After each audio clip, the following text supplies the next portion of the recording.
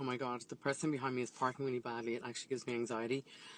So I'm actually parked outside Saint Laurent. I don't know why I parked here. I think there's a little bit of light, and I just realised I just emailed my driving instructor, and I just realised I literally have 11 days for my driving test. It was meant to be a 3-part series: how to pass your DMV driving California. It's now getting into like try not to fail your DMV California driving test, and also I haven't had any of my lessons that I booked and paid for because we've had a situation with my car. There's been so much drama about that. I also realised I have learned some things, like at a 4-way stop sign, whoever gets there first goes first. I used to be like, you go, and then I'd go, and everyone would be honking at me.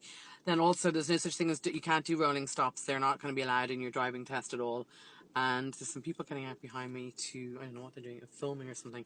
Who even knows? It's crazy here, busy. It's funny, I never really come down Rodeo Drive, but there's always people, cameras, and there's people filming at all times of the day. It'd be really good to do a big flash dance kind of flash mob thing at this time of the night when it's quiet, but yeah, I don't know. Like, the shops here are really nice. By the way, you could turn up in your pajamas and they're so nice to you and so polite. There's none of that European snootiness. They know that people who are wealthy can either dress like a completely vagabond person or can dress really wealthy. But they're also just nice. They're interested. They're working commission. They're not stupid.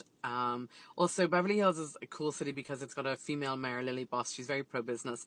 And at the moment, she's very pro a lot of very important political things. Again, I try not to make my social media anyway political. There's certain things that upset me that go on, and again, I just think that it's good to have a female because she's a lot of empathy as well, and she deals with a lot of things, so that's kind of super cool.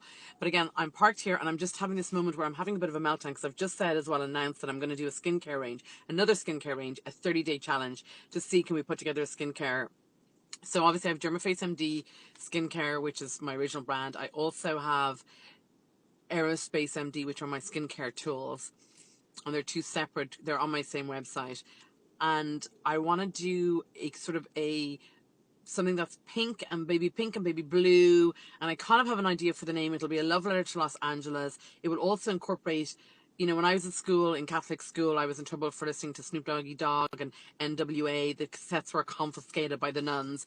And so even now, if I see a lowrider or, you know, even in clinic, I'll always be the one wearing sneakers. I've never worn clogs or Crocs, even when Crocs weren't cool. I was always wearing Uptowns or Jordans or whatever cool kicks that I could get my hands on.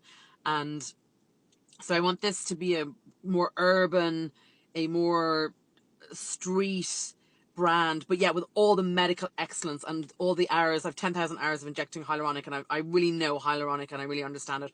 So I want all the medical, boring medical stuff, but I want it to have a very cool vibe, and I want to have the names to be a little bit playful, but I'm not playing